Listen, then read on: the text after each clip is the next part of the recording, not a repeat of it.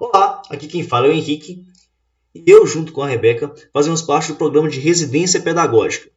Somos alunos do IFMG Campus Congonhas, estamos no sexto período e esse programa é uma espécie de estágio. Gostaríamos de poder fazer esse contato de forma presencial, mas infelizmente não é possível e terá que ser feito de forma remota. Gostaríamos de propor uma correção do PET 2 que vocês fizeram semana passada, que fala sobre o uso de ondas eletromagnéticas na medicina. Para começar, vamos fazer uma pequena revisão e vamos responder essa pergunta: o que são ondas? A gente lembra na hora das ondas do mar, na onda causada por uma gota de água em uma poça de água. Mas o que são ondas de verdade? Ondas são perturbações que transportam energia. Como assim? Essa aqui é um exemplo, esse aqui na tela está mostrando um exemplo de uma onda sendo propagada em uma corda. A gente percebe que aqui temos alguns pontos principais que têm que ser vistos. Por exemplo, eu tenho uma mão que produz a perturbação na corda, que é o que fornece energia para essa corda.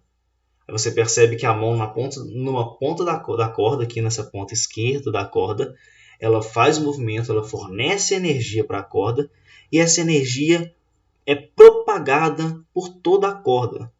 Perceba que não é preciso da mão fornecer energia na ponta da corda, depois ela fornecer energia no meio, depois fornecer energia no final da corda, para que a energia passe por toda a corda. A onda só fornece energia na ponta da corda. E aí eu tenho a propagação dessa energia formando a onda que está se propagando nessa corda.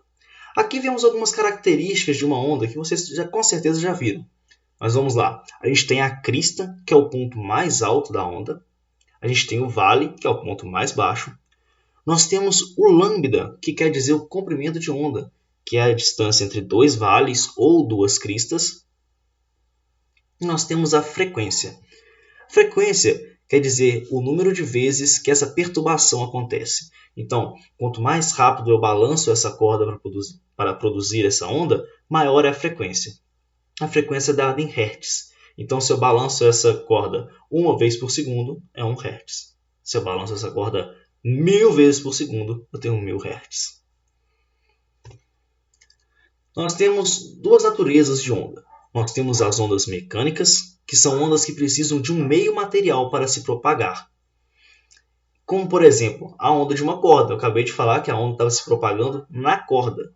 Então, a onda se propagava em um meio físico, que era aquela corda. A onda do mar, que se propaga na água do mar. As ondas sísmicas, que causam os terremotos, elas se propagam ali. Ondas sonoras, que se propagam no ar. O ar oscila e criam as ondas sonoras. E aí, ali estão as ondas sonoras. Não existem ondas sonoras no espaço. Você já deve ter ouvido falar isso, que no espaço não tem som. Esses filmes mentem para vocês o tempo todo. E é verdade, no espaço não tem som, porque as ondas sonoras precisam de um meio para se propagar. E temos as ondas eletromagnéticas, que são justamente as ondas que a gente precisa para resolver esse PET. Ondas eletromagnéticas são ondas que não precisam de um meio material para se propagar. Elas não se propagam, por exemplo, na corda. Elas conseguem se propagar no vácuo, no vazio. Elas não precisam de um meio físico para se propagar. Elas são causadas por interação de cargas, de cargas positivas ou negativas, e por isso não precisam de um meio físico para que se propaguem. Quer um exemplo de onda eletromagnética? A luz visível. A luz que está iluminando a sua casa à noite, a luz que sai do seu celular nesse momento, que chega até você. Isso é uma onda eletromagnética. Nós temos também o raio-x, as ondas de rádio, as ondas de Wi-Fi. Então, tudo isso são ondas eletromagnéticas. A física nos cerca a todos os momentos. E esse aqui é o espectro eletromagnético. Aí eu falei ali um pouco sobre comprimento de onda e frequência. Nós temos que lembrar sempre que o comprimento de onda é inversamente proporcional à frequência. Quer dizer que quanto maior for o comprimento de onda, menor vai ser a frequência. Aí podemos ver muito bem nessa representação aqui de baixo, onde está passando o cursor do meu mouse. Quando a onda é maior, olha lá, entre dois picos, tem um espaço maior do que aqui na pontinha da direita, onde dois picos vai ter um espaço menor. Se o espaço for menor, a frequência é maior. Então, são inversamente proporcionais. No espectro eletromagnético, nós temos as ondas baixas, que são as ondas de baixa frequência, as ondas de rádio, é isso mesmo, ondas de rádio, de TV, de Wi-Fi, as micro-ondas, aquela que esquenta a sua comida, são ondas eletromagnéticas, o infravermelho, a luz visível, que aqui está até dando o tamanho do comprimento de onda delas, que são entre 700 nanômetros a 400 nanômetros. Depois nós temos o ultravioleta, o raio-x e o raio gama. É interessante lembrar que a partir do violeta, começando no ultravioleta, nós temos as radiações ionizantes, que são radiações que têm a capacidade de tirar um elétron de um átomo. Elas podem causar alterações no DNA e causar mutações até permanentes. E aí vamos falar sobre as 3 aplicações. E vamos falar basicamente do raio-x. A radioterapia é um tratamento no qual é usado a radiação ionizante raio-x para destruir um tumor ou impedir que suas células aumentem.